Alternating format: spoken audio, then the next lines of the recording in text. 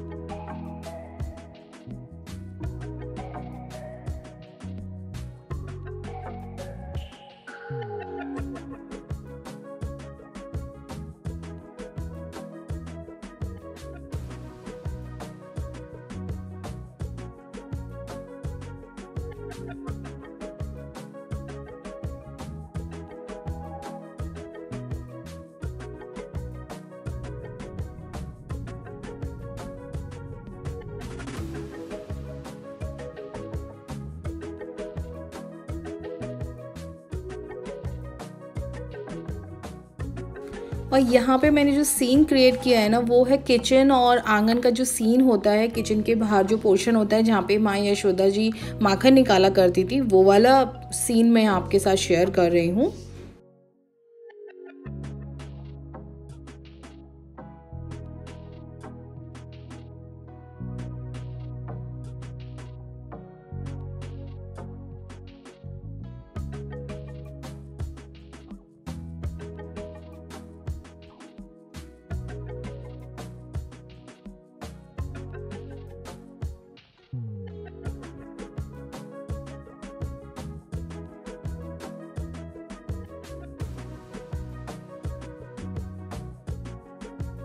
अब इस पोर्शन में मैं यहाँ ड्रॉ करूँगी कृष्णा जी के बाल रूप को।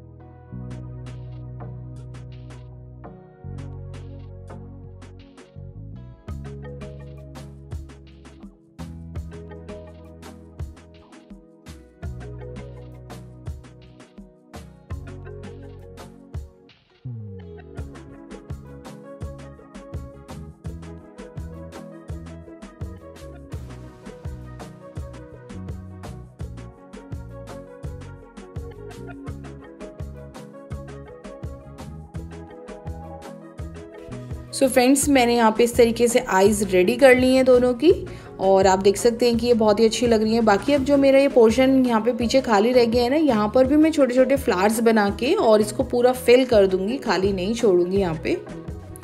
सो मैंने ना यहाँ पर जो ये किचन की वॉल थी, यहाँ पर भी थोड़ा सा डिज़ाइन डाल दिया है, 3 लेयर्ड फ्लावर बना दिया है। बहुत इजी है, कई बार मैंने शेयर किया है। यहाँ पर भी मैंने इस तरीके से छोटे छोटे फ्लावर्स बना दिए हैं, और जो फ्लावर्स के बीच में जो गैप बचा हुआ है ना, उसको भी मैंने इस तरीके से फिल कर दिया है।